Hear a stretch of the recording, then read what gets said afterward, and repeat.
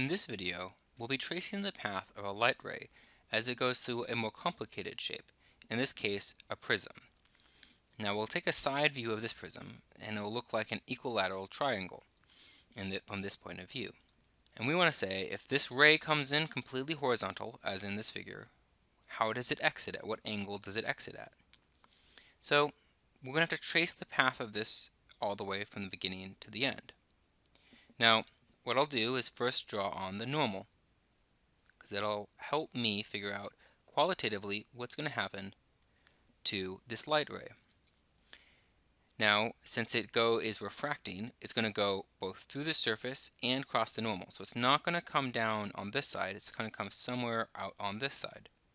It's going from fast to slow, because it's going from low end to high end, meaning it's going to bend toward the normal. Another way of viewing it is the angle on the air side has to be larger than the angle on the glass side, so it'll bend downwards.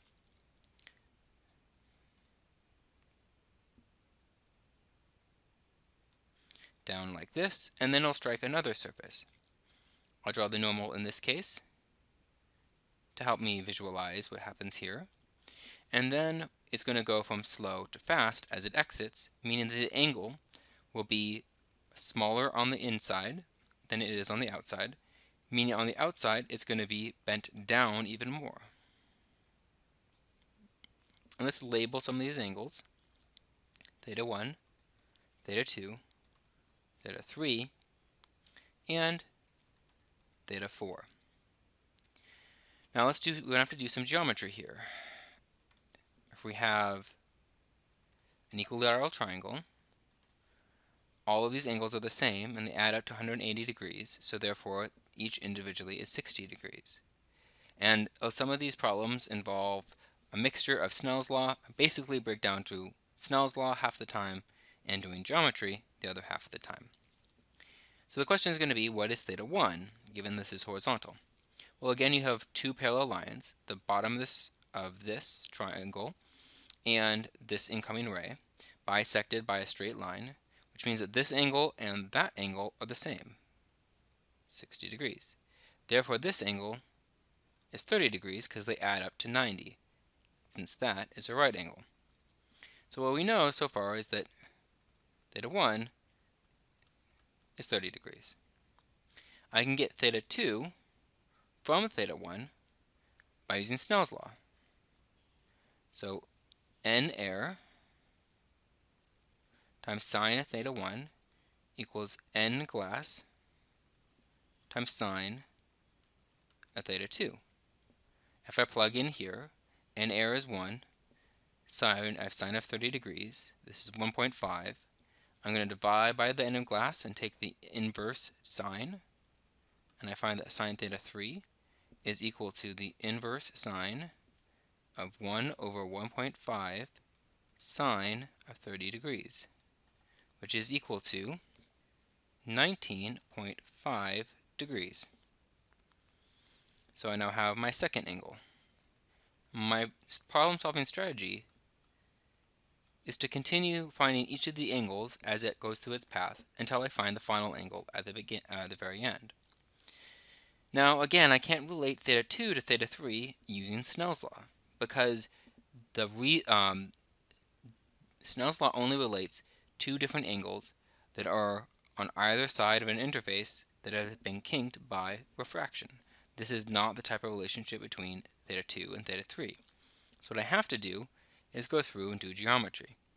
Now there's quite a few ways in which I can actually do this geometry. My favorite way of doing this is to go around this triangle. So here's how I'll do this. This right here is a 90-degree angle between the normal and this surface by definition.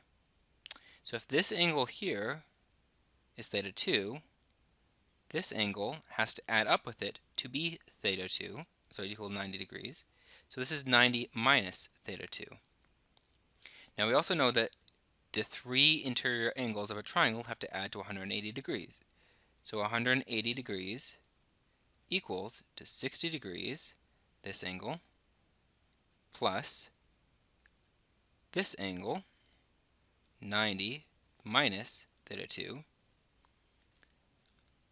And then I'm just going to temporarily call this x so that I can find what that is. So I'll call it x. And I solve for x. What I have is 60 plus 90 is 150.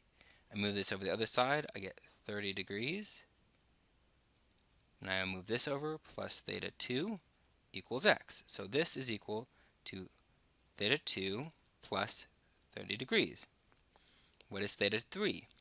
Well, remember these again add up to 90 degrees. So I have x plus theta 3 equals 90 degrees. X was 30 degrees plus theta 2. And that added to theta 3 equals 90 degrees. Solving for theta 3, I get 90 minus 30 is 60 degrees minus theta 2, which comes out to be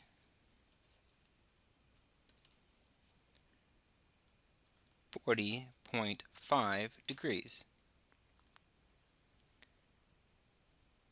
Now I just have left is to find theta 4. Theta 4 can be related via Snell's law again. What I have is n air for the theta 4 side, sine of theta 4, equals n glass times sine of the angle inside the glass, which is theta 3. If I solve for theta 4 by dividing by n air and then taking the inverse sign, I get theta 4 equals inverse sine of n glass, which is 1.5, divided by n air, which is 1, times sine of theta 3, which is 40.5 degrees, which comes out to 77 degrees.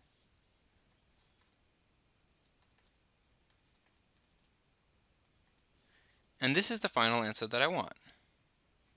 This is the angle at which it comes out of the prism. And I've now, by giving each of these angles, told you exactly the path it takes, that the light ray takes as it goes through this prism.